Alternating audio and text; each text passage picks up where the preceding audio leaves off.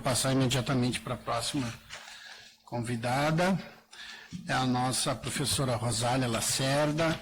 Professora Rosália Lacerda é professora do Colégio de Aplicação, possui graduação em Letras, Língua Espanhola pela nossa universidade, mestrado em Estudos da Linguagem pela Universidade Federal do Rio Grande do Sul em 1999 e doutorado em Informática na Educação em 2013 pelo Programa de Pós-Graduação em Informática na Educação da URGS. Coordena o projeto de extensão Programa Trajetórias Criativas, em uma parceria com a Secretaria de Educação do nosso Estado e o Ministério da Educação, para atendimento a jovens de 15 a 17 anos ainda retidos no ensino fundamental. E tem larga experiência na área de educação, com ênfase no trabalho com projetos de aprendizagem e experiências interdisciplinares na educação básica, bem como na formação continuada de professores. Muito obrigado, Rosália.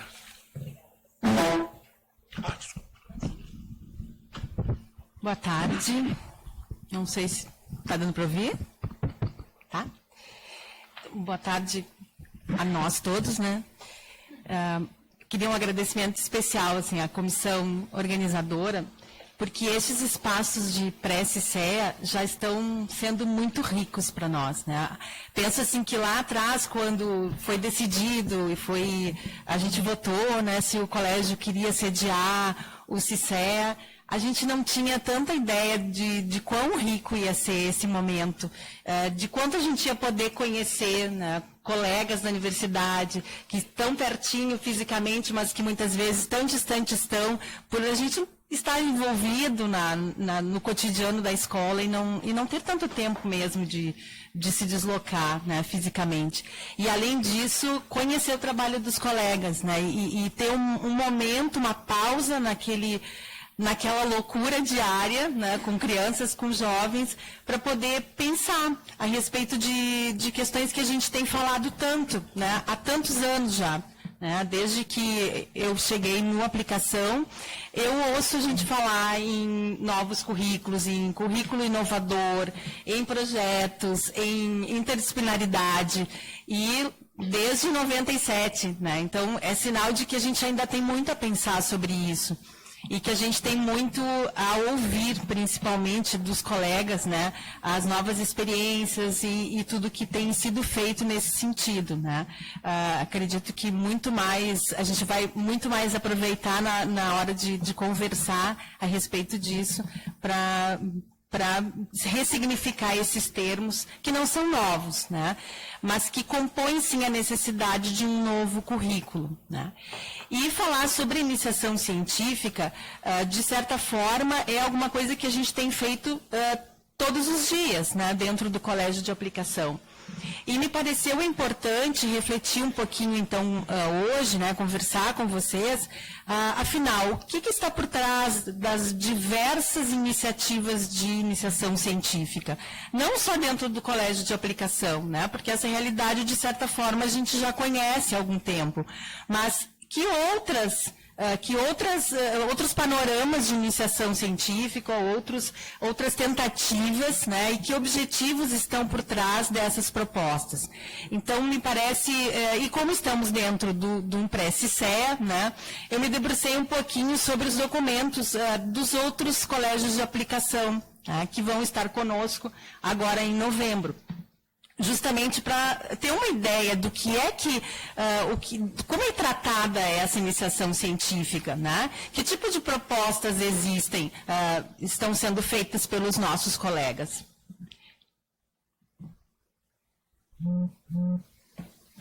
Não deu aqui. É a do meio, né? Eu acho que a passagem é para a 7. Então não está. A gente não ligou? Deu, obrigada.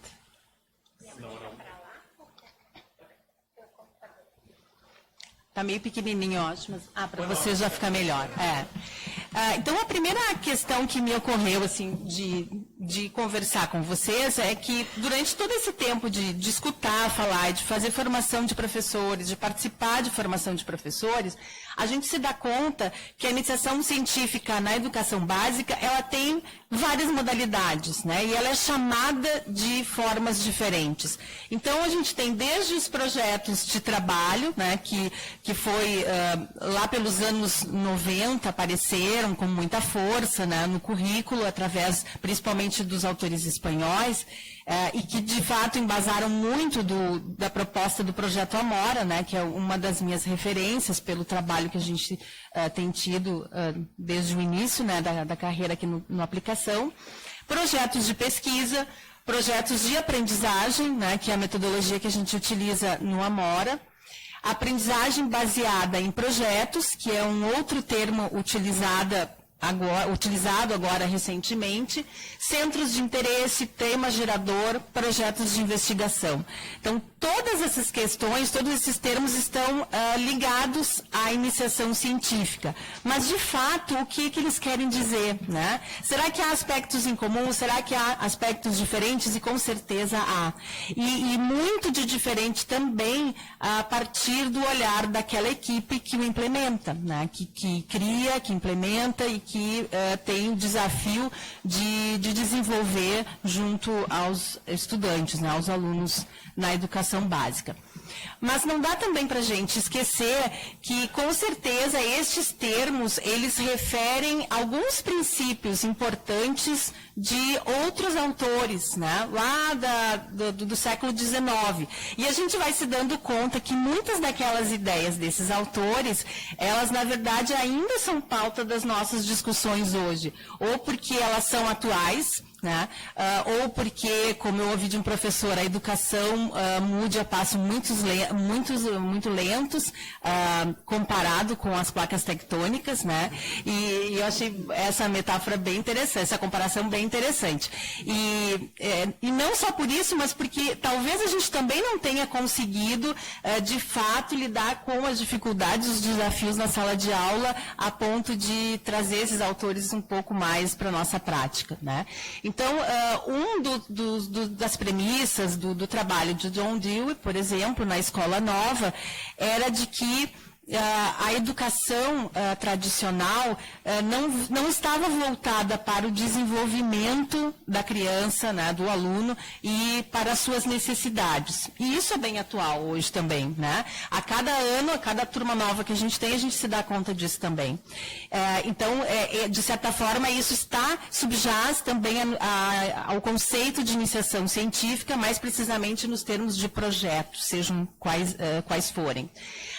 Freinet, também na escola moderna, também nos traz a preocupação, né, de olhar para a escola como um lugar onde estão as contradições sociais e, de certa forma, trazer, então, para dentro dessa sala de aula a possibilidade de uma emancipação deste estudante, né, que nada mais é do que aquilo que a gente chama de protagonismo e autonomia, né, porque o que a gente pensa através dos projetos e da iniciação científica, que esse aluno consiga perceber a sua realidade e transformá-la, né? Então, de certa forma, é uma ideia ainda que lá no século XIX já era colocada pelo Freinet. Além disso, a gente tem a grande contribuição, né, cada vez mais necessária de Paulo Freire, na educação para a consciência, no sentido de que aquela educação bancária, né, que ele criticava, acabava com a curiosidade do aluno, com esse interesse que a criança e o adolescente trazem para a escola. Então, daí a necessidade de se transformar esse currículo, né, e olhar um pouco mais para esse sujeito, dando-lhe voz, né, e oportunizando momentos em que ele possa ler o mundo e se emancipar também, né, nesse sentido parecido com o autor anterior. Todas essas ideias, portanto, já estão presentes no trabalho da iniciação científica, principalmente quando a gente atenta para o trabalho com projetos. Não podemos deixar de mencionar Jean Piaget, né, com a epistemologia genética, que, com muitos outros seguidores, né, Claparred, o próprio professor Lino de Macedo, da USP, que a gente tem utilizado bastante nas leituras, a professora Léa Fagundes, que foi orientadora de muitos de nós aqui no doutorado, né, e que nos ensinou demais em relação à teoria e também à prática na sala de aula. E a epistemologia vem contribuir justamente quando traz a noção, o conceito de interação, né? E que é nessa interação do sujeito com o objeto que vão se desenvolver as estruturas cognitivas necessárias para a vida, né? Tanto para a vida, a aprendizagem na escola, né? A aprendizagem escolar, como também para os demais desafios que o sujeito vai enfrentar ao longo da sua vida. E essa questão cada vez é mais atual, né? Na medida em que a gente percebe em sala de aula que muitas vezes o sistema de significações dos estudantes e das famílias não lhes deixa compreender aquilo que a escola traz, né? E daí a necessidade de tantas atividades, de tantos estímulos, vamos dizer assim, para que de fato eles possam ampliar o ponto de vista e construir e se desenvolver sociocognitivamente, né? E nesse sentido a gente tem então todas as iniciativas, né, que as escolas têm feito no trabalho com relação ao gênero, no trabalho com relação ao racismo, né? No trabalho, nas tentativas de trabalho integrado na escola, né? Tudo isso tem relação com esses pensadores, sem dúvida. Então, como disse anteriormente, lá nos anos 90, a gente tem a chegada do currículo por projetos, principalmente na figura do Fernando Hernández, né? Com a aprendizagem por projetos. E nessa abordagem, a gente tem, então, a figura do professor como um pesquisador, de fato, né? Pesquisador tanto daquelas temáticas que são estudadas a partir dos interesses dos alunos, como também do próprio aprender, né, do processo de aprendizagem desses estudantes em sala de aula. Então, tudo está muito relacionado com o que há algumas décadas se tem falado de iniciação científica. Embora a gente, por vezes, não se dê conta que no âmbito dessa ação de iniciação científica, todos esses autores se encontram também, né? Por fim, alguns desses, então, que eu pincelei aqui, o Vygotsky trazendo no socio-interacionismo a importância de um diálogo, né, a partir do professor. E a importância desse diálogo, dessa interação, dessa intervenção, como também algo que vai propor o avanço do estudante. Então, não tem uma abordagem de iniciação científica que vá ao encontro de apenas uma dessas ideias, né? Mas a gente pode perceber nas diferentes experiências alguns desses princípios que a gente acaba identificando. Como a gente está no trabalho com o CICEA, né, no panorama do CICEA, me pareceu interessante conhecer um pouquinho, então, as escolas, os colégios de aplicação do Brasil, né? Aqui a gente tem os estados nos quais essas escolas estão, né? Até os nomes são bem diferentes, alguns são centro, escola, colégio, né? Então, isso acho que é interessante para a gente entrar no clima, né, do CICEA lá de novembro. E foi tão curioso porque eu não tinha muito tempo assim, de investigação. Eu me apropriei um pouquinho mais dos documentos que havia no site de cada uma das escolas. E é bastante diferente, né, a produção de cada uma. Alguns com um blog, com uma documentação um pouco mais simples ainda, né, publicada. Outros com um site um pouco mais completo. Mas deu para ter uma ideia de como somos diferentes, né? E com certeza as experiências de iniciação científica também são muito diversas, né? Me chamou bastante a atenção do site de Roraima, que eles já tinham um aviso no site de que as aulas estão canceladas no período de 11 a 14, justamente porque estarão todos os docentes participando aqui em Porto Alegre do CICEA. Então, que responsabilidade, né? E que alegria receber esses colegas, porque certamente tem muitas trocas para a gente fazer, né? Então, nesse mapa eu queria registrar um pouquinho de que lugares, né, e quais são esses 17 colégios de aplicação espalhados por aí que a gente tem tão pouca informação, né, salvo algumas parcerias, individualizadamente, algum conhecimento, algumas práticas de professores, né, para suas qualificações, que os remete a determinadas escolas e acabam conhecendo um pouco mais. E pensando, então, nas práticas de IC, e visitando essa documentação, principalmente os regimentos internos e os planos políticos pedagógicos de cada um deles, a gente vê que esses que estão em vermelhinho, né, que são o total de 9, eles apresentam a menção, né, da iniciação científica, em diferentes modalidades. Claro que eu não posso descrever completamente, porque foi uma análise muito parcial somente de alguns documentos. Mas é importante a gente perceber que não estamos sozinhos, né, e que, pelo contrário, há uma diversidade de registros dessas experiências sendo feitas nos outros CAP. Bom, a partir disso também a gente se dá conta de que são diferentes os objetivos com a iniciação científica, né? E isso não somente olhando para os CAP, mas também a partir do que está descrito nos planos políticos pedagógicos. A natureza desse trabalho vai depender e muito do objetivo de cada uma dessas experiências. Por exemplo, algumas escolas colocam como objetivo do IC desenvolver capacidades sociocognitivas para aprendizagens de diferentes naturezas, ou seja, aproveitando, então, este momento que muitas vezes é curricular, né, está inserido no currículo, para dar um espaço, oferecer um espaço de construção de conhecimentos e desenvolvimento sociocognitivo desse estudante, que não está só à disposição daquele momento do projeto, mas também em outras situações de aprendizagem dentro e fora da escola. Há alguns objetivos ligados a oportunizar a participação em atividades de pesquisa científica e tecnológica, despertar vocação científica e incentivar talentos potenciais. Isso são frases que constam em documentos, né? Por isso eu procurei mantê-los. E incentivar o pensamento científico, muitos deles relacionados ao ensino médio. Então, a maior parte dessas ações voltadas ao ensino médio.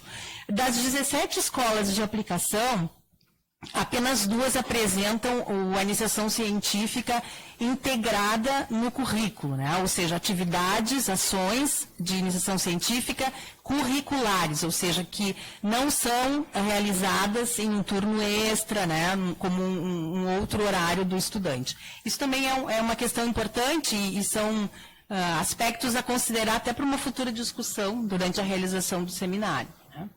Bem, a partir, então, dos objetivos, né, que a instituição ou que a equipe de professores, enfim, se coloca como para a realização dessas ações de iniciação científica, surgem as diferentes modalidades. Então, para cada objetivo, a gente tem modalidades diferentes, né? Quais seriam? Feiras e mostras científicas, né? O IC como o integrado curricular, né, integrado ao currículo desde os anos iniciais, como projetos de aprendizagem, pesquisa escolar, centros de interesse e outros nomes que a gente dê. E isso aparece bastante no CAP de Santa Catarina, né, e aqui no nosso CAP. Bolsas IC Júnior em diversas escolas, então, de aplicação, estágios em instituições externas e laboratórios da própria universidade. Isso também me chamou a atenção, porque um dos colégios tem um núcleo de iniciação científica, e é esse núcleo que seleciona os estudantes para estágios dentro da própria universidade e também em entidades externas que são parceiras desse núcleo. E a integração de estudantes em grupo de pesquisa, né? Seja como bolsista, ou, enfim. Mas é um panorama bastante diverso só na nossa realidade de 17 escolas, né? Se a gente, então, analisar um pouco mais as escolas públicas e particulares, a gente vai ver, talvez, uma infinidade de experiências voltadas à iniciação científica. Daí, a gente pensar, então, que o mais importante num primeiro momento seja, de fato, pensar na concepção de aprendizagem que subjaz ao objetivo de oferecer uma iniciação científica, né? O que está por trás, né? Como é que eu penso a aprendizagem, como é que o meu grupo de professores, a minha equipe de trabalho, pensa a aprendizagem. A partir dessa concepção, que objetivos eu tenho ao trabalhar a iniciação científica, né? Ao destinar um tempo curricular ou não, né, para a educação, para a iniciação científica e as suas diversas modalidades. Somente depois, então, perceber que metodologias ou tipos de experimentações vão ao encontro desses objetivos que estão delineados, né? E normalmente a gente não conhece muito essa outra parte, né? Quando a gente participa de uma feira ou conhece uma escola, normalmente o que aparece mais são as modalidades, né?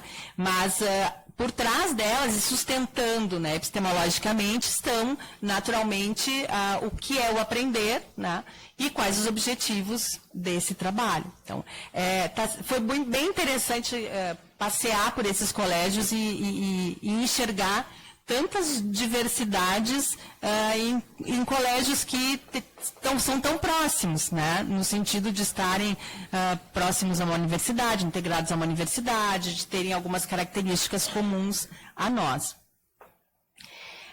Também me pareceu importante, assim, até porque nós somos muitos e muitos colegas novos que estão entre nós, né, resgatar a participação institucional do Colégio de Aplicação aqui da Federal do Rio Grande do Sul, em alguns programas de implementação em nível nacional, políticas públicas, etc. Então, a gente tem, lá nos anos 2000, a participação do Aplicação, né, principalmente na pessoa da professora Marilce Gehlen, né, das Alfas, nas primeiras tratativas do Salão URGS Jovem, né, que depois continuou, e outros colegas se agregaram a isso, formaram comissões, né, científicas e participaram da organização do salãozinho, né, que a gente chama. Então, na verdade, o Salão URGS Jovem, ele teve início com a participação do Colégio de Aplicação, né. Dá para a gente pensar que lá atrás, e não faz tanto tempo assim, a gente já se tinha essa preocupação e que bom, fomos também pioneiros nessa questão, né? Lá em 2010, tivemos o Colégio de Aplicação como uma das 300 escolas selecionadas para a implementação do plano piloto do projeto Um Computador por Aluno, né? Lembram lá dos laptops que a gente tinha aguardados, né, que estavam funcionando até um determinado tempo. Uma das metodologias que estava dando sustentação para o trabalho com o uso da tecnologia digital na época eram os projetos de aprendizagem, né? Muito por influência e por inspiração no trabalho da professora Léa Fagundes, né, que alia, então, o trabalho com a informática educativa e foi uma das pessoas que mais trabalhou nisso no nosso país, né?